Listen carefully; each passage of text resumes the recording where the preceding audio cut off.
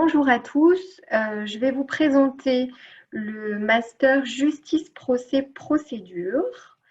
Alors, à l'aide de ce diaporama que je vais vous faire donc défiler et puis ensuite on prendra un petit temps pour répondre à vos différentes questions. Donc d'abord peut-être une petite présentation personnelle. Donc moi je m'appelle Géraldine Vial, je suis maître de conférence à la faculté de droit de Grenoble, maître de conférence en droit privé et j'ai repris la direction de ce master justice procès procédure en septembre dernier, donc de manière assez récente et vous allez voir qu'il y a eu pas mal de changements opérés dans ce master pour coller davantage, je pense, aux attentes des étudiants. Alors, première chose concernant les débouchés de ce master justice procès procédure. Autrement dit, à qui s'adresse-t-il? Est-ce que finalement c'est le bon master pour vous? Est-ce que c'est celui qui va correspondre le plus à vos attentes? Alors, deux débouchés principaux pour ce master. Comme vous le voyez sur la diapositive, ce master vise soit à préparer aux différents concours des métiers de la justice, on va le voir en détail, soit il va vous permettre également, pour ceux qui le souhaitent, d'accéder directement à certaines professions. Donc, on va reprendre les deux un petit peu plus en détail. Donc, concernant le premier débouché, qui va concerner donc la préparation au concours ou aux examens des métiers de la justice. Je vous ai listé les différents métiers de la justice à quoi ce master va vous préparer. Donc évidemment le concours de la magistrature, donc pour être magistrat, mais également le CRFPA, donc pour devenir avocat. On a ensuite le concours qui prépare à la profession de greffier, greffier en chef. Le nouveau concours qui prépare à la profession, la nouvelle profession de commissaire de justice, c'est-à-dire la fusion de la profession d'huissier de justice et de commissaire-priseur. Les deux professions ont fusionné pour n'en faire plus qu'une. Et donc, on a cette nouvelle profession de commissaire de justice. Mais également tout ce qui va être médiateur, mandataire, administrateur judiciaire. En sachant que le programme de ce master justice procès procédure qui a été donc entièrement réformé et qui va se mettre en œuvre donc en septembre prochain a été totalement calqué sur les nouveaux programmes des différents concours que je viens de vous citer. Donc les maquettes M1 et M2 ont été réformées pour s'adapter, pour correspondre et pour vous préparer au mieux aux différents programmes de ces concours. Donc, pour faire très simple, j'ai pris les différents programmes des concours de ces différents métiers, j'ai listé toutes les matières que l'on trouvait au programme et j'ai essayé de les incorporer dans ce master justice, procès, procédure pour que vous soyez le mieux préparé possible à ces différents concours. Donc, ça a vraiment été l'idée de la réforme de ce master qui est tout nouveau, tout beau, tout neuf. Et vous allez le voir quand je vais vous présenter le contenu de la formation. Donc, ça, c'est le premier débouché, d'accord? Vous préparez au concours ou aux examens des différents métiers de la justice. Ensuite, tout le monde ne se destine pas nécessairement à préparer ces concours. Donc, ce master vise également à vous permettre un accès direct à certaines professions. Plus précisément, vous allez pouvoir, grâce à ce master, donc avec ce master en poche, devenir juriste dans un cabinet de recouvrement, juriste contentieux dans les entreprises, dans les banques, dans les assurances, dans les associations, dans les organismes de bailleurs sociaux, par exemple, etc., parce que j'en oublie. Et puis, il vous permettra également de devenir juriste assistant donc, au sein des tribunaux. Pour que vous ayez une petite idée, je vous ai mis un chiffre en bas de cette diapo. On a environ, ça dépend des promotions, mais environ 31% des étudiants à la fin du M2 justice procès procédure qui ont obtenu un contrat de travail soit de juriste dans un cabinet de recouvrement, soit dans les différents postes que je viens de vous citer. D'accord? Donc, soit les étudiants à la fin du M2 se destinent à passer les différents concours que je viens de vous citer, mais pour 31% de ces étudiants, ils ont déjà une profession directement, donc parmi la liste que je viens de vous énoncer. Donc, pour vous aider dans cette réussite, la force du Master Justice Procès Procédure va se résumer en 3 points qui sont complémentaires, qui vont être 1. L'approfondissement des matières fondamentales du droit privé. Donc, on va approfondir toutes les matières dites fondamentales, je vais les passer en revue avec vous après, du droit privé, toujours dans l'optique de finir votre apprentissage du droit privé et de vous préparer le mieux possible, soit à la vie active, soit dans les professions judiciaires, soit à la préparation des concours. 2, on va renforcer l'approche procédurale qui, jusqu'à la L3, ne fait pas l'objet d'enseignements très approfondis.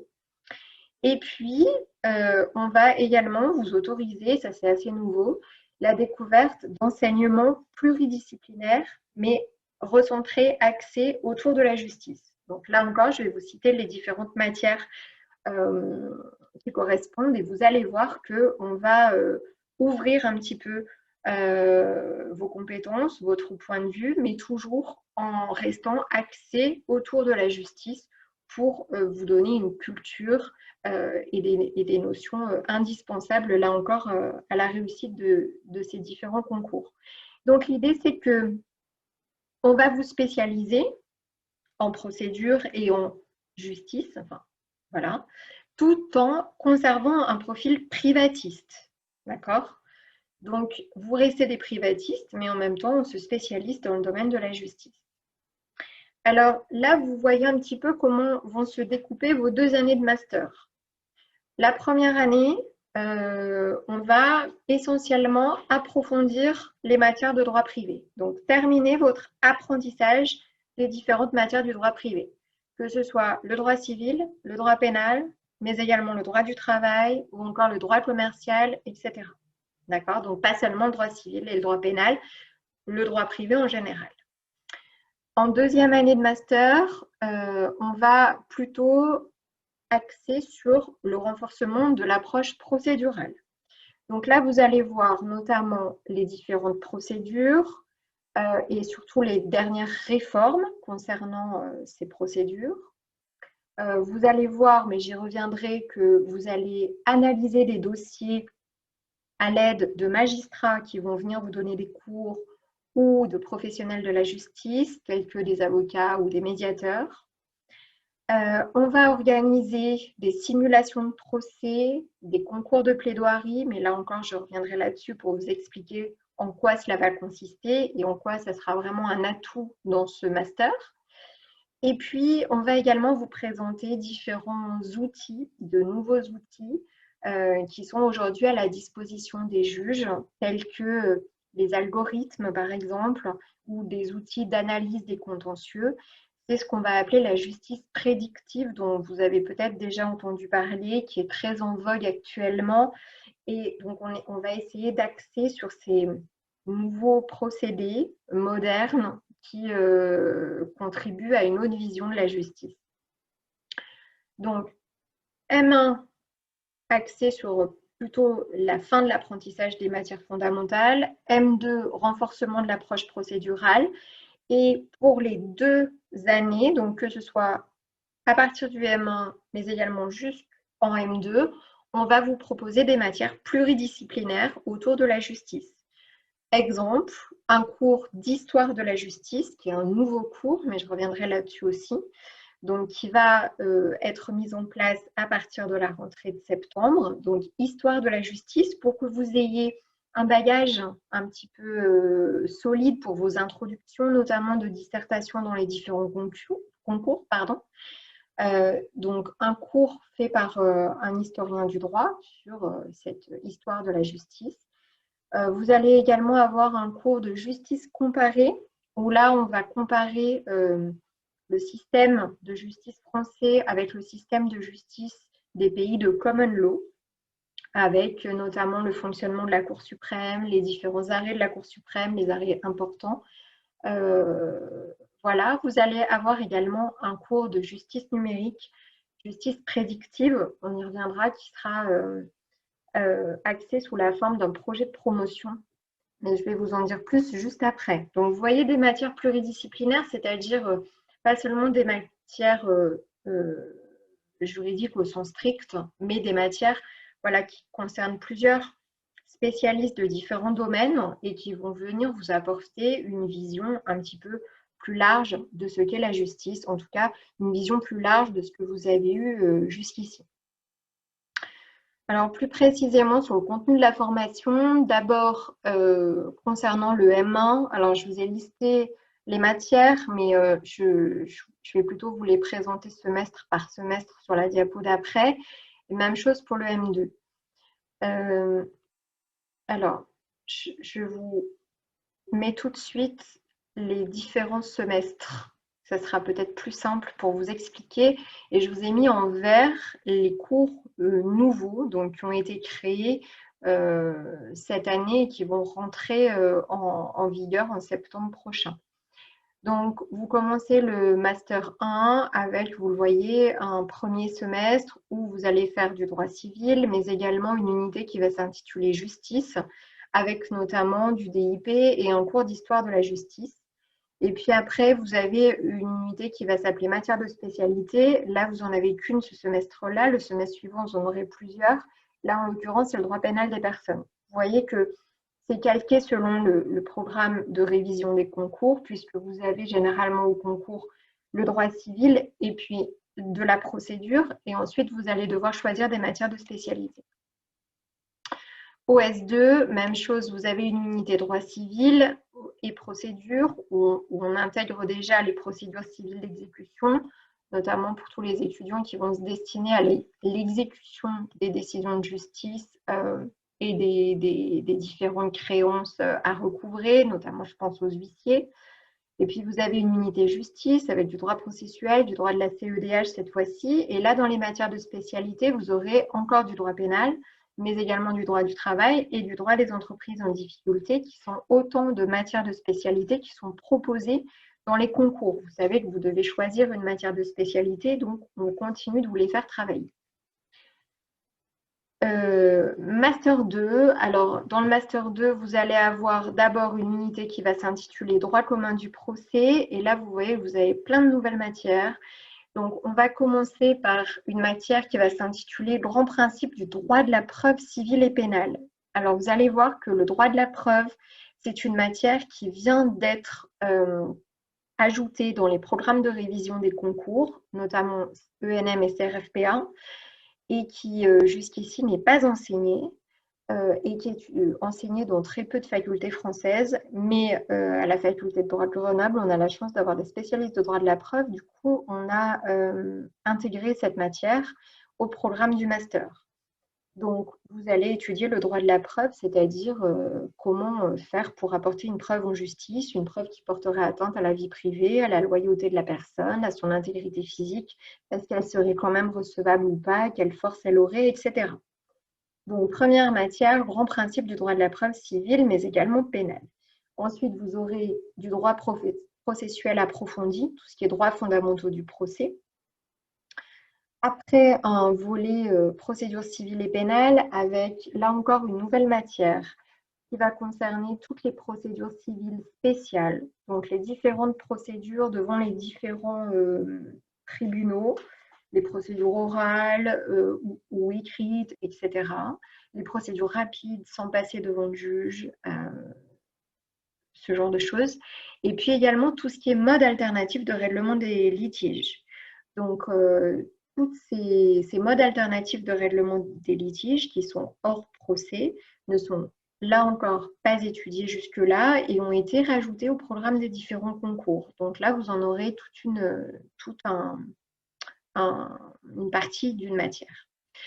Vous étudierez également le droit du procès pénal, c'est-à-dire vous aurez un cours de procédure pénale approfondie Et puis, vous aurez un cours de pratique de la procédure civile qui sera enseigné par un magistrat qui viendra avec des dossiers réels. Et à partir de ces dossiers réels, dans différents contentieux, il vous entraînera à élaborer, à réfléchir déjà sur le dossier et ensuite à juger le dossier, c'est-à-dire à rédiger un jugement et vous aurez une simulation de procès.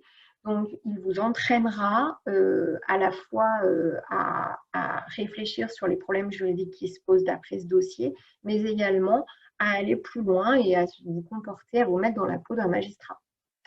Ensuite, un volet procédure d'exécution, intéressant spécialement pour les futurs huissiers, mais pas seulement, puisque les procédures civiles d'exécution sont au programme des différents concours.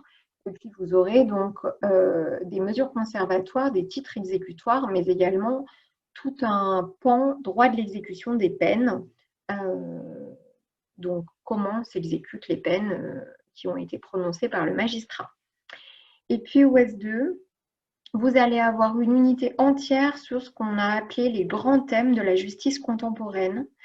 Là, vous aurez un cours de justice prédictive, justice numérique, qui sera un travail collectif, un projet de promotion à partir d'une analyse de contentieux. Je vous expliquerai ça en temps voulu. Vous aurez un cours sur des techniques probatoires. Alors, ce n'est pas un nouveau cours de cette année, mais il n'est pas très ancien.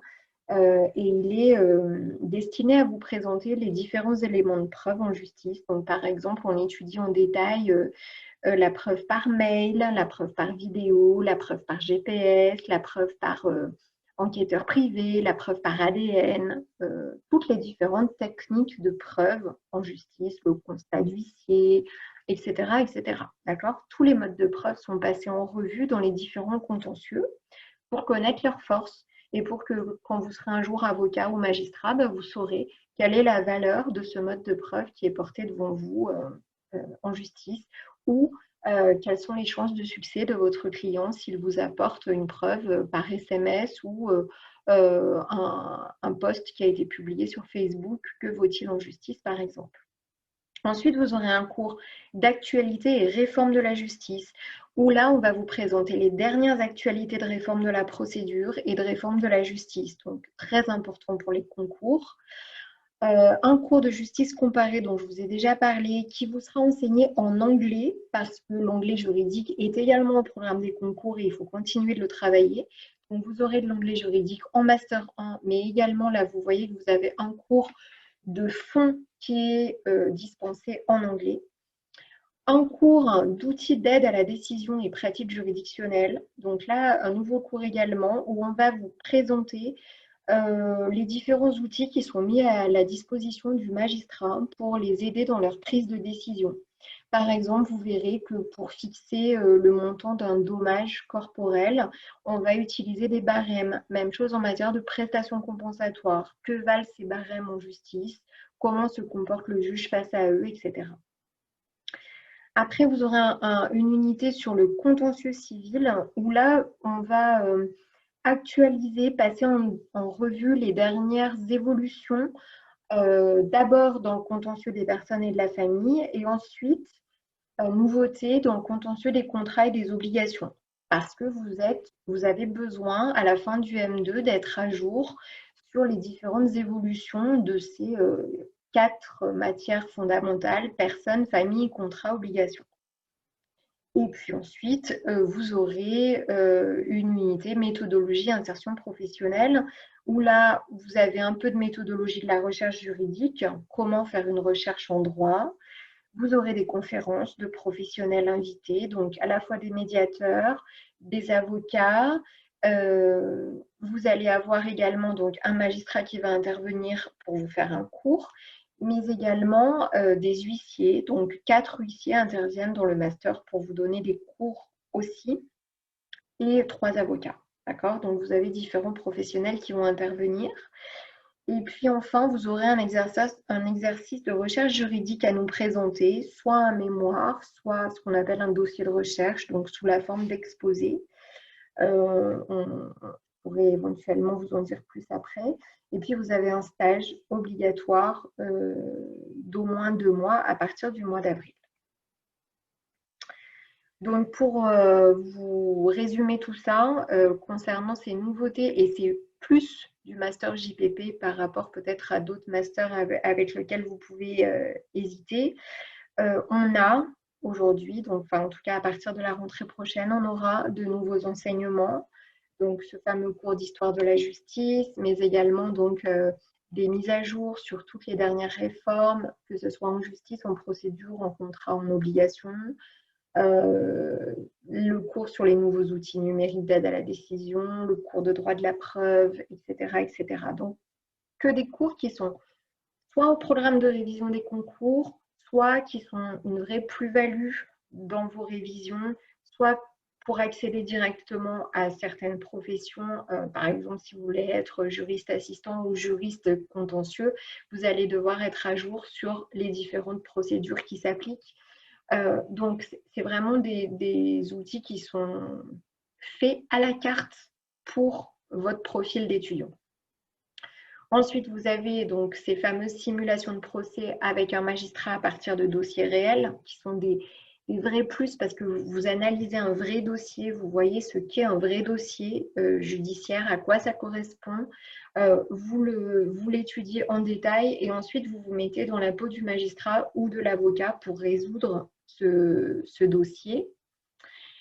Le concours de plaidoirie, alors le concours de plaidoirie, lui, c'est autre chose. C'est un concours qui va être organisé par des doctorants de la faculté de droit qui vont vous proposer un dossier qui sera un dossier, je pense, de responsabilité civile, certainement de responsabilité civile autour d'un problème climatique, une usine qui explose, ce genre de choses, qui pourrait causer plein de préjudices différents et on va vous demander d'analyser le cas et de monter le dossier, c'est-à-dire de rédiger la plaidoirie, de rédiger les conclusions et on va faire ça devant le tribunal judiciaire mais également devant la CEDH.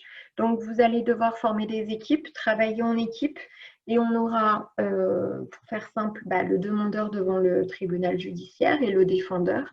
Et puis, on aura une autre équipe, demandeur devant la CEDH et défendeur devant la CEDH. Et ensuite, vous allez donc travailler avec les doctorants. Ils vont vous expliquer comment monter ces dossiers. Donc, vous saurez aussi comment monter un dossier devant la CEDH, ce qui est important pour un futur avocat. Et ensuite, il y aura un concours de plaidoirie, si tout va bien, devant un jury composé du doyen, vice-doyen, de certains professeurs, de certains professionnels, etc. D'accord ? Et puis le autre plus, le fameux projet de promotion, donc qui sera là encore un travail en groupe et qui sera donc dans le cadre du cours justice numérique, justice prédictive, qui va vous expliquer un petit peu l'utilisation des algorithmes en justice à partir d'une analyse de contentieux. Je pense que ça sera le contentieux de la prestation compensatoire en matière de divorce. Donc, vous voyez que dans tous les cas, on va toucher à différents contentieux. On ne reste pas sur un contentieux, on touche pas mal de contentieux. Donc, on vous apprend la procédure tout en traitant différents contentieux.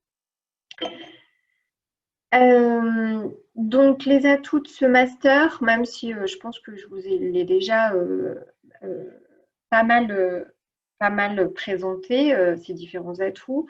L'équipe enseignante est un atout parce que, comme je vous le disais, vous allez avoir des universitaires spécialistes de domaines assez pointus du droit qui sont au programme des concours. Et vous allez en plus avoir des professionnels expérimentés du monde de la justice, donc à la fois des magistrats, mais également des avocats et différents huissiers qui vont venir vous donner des cours. Donc, qui vont vous permettre d'avoir des connaissances approfondies et une mise en pratique de ces connaissances à partir de cas concrets, à partir de cas réels. Deuxième atout, l'ancrage professionnel. Pourquoi ? Parce qu'on vous assure de développer vos compétences professionnelles par différents aspects. Déjà, on vous apprend à travailler en équipe. On va vous apprendre aussi concrètement à rédiger des actes de procédure, des conclusions, des jugements. On va vous entraîner à la plaidoirie. On va vous entraîner au travail de recherche juridique, donc comment monter un dossier à partir d'une question de droit. Et puis, vous aurez votre stage obligatoire. Donc, vous avez déjà un vrai ancrage professionnel, ce qui donne ce fameux 31% d'étudiants qui, à la fin du M2, ont déjà trouvé un travail dans le monde de la justice. Et puis, pour terminer, mais ça, je vous l'ai déjà dit plusieurs fois, vous allez avoir des enseignements innovants, donc que ce soit le droit de la preuve ou les nouveaux outils numériques d'analyse des contentieux ou encore tout l'aspect justice prédictive. Donc, pour terminer, concernant les effectifs de ce master et concernant plus précisément encore la sélection qui va être effectuée pour vous recruter, en M1, on a un effectif de 20 étudiants. Alors, avec des cours mutualisés, encore des cours en amphithéâtre mutualisés avec différents masters, hein, et puis des travaux dirigés.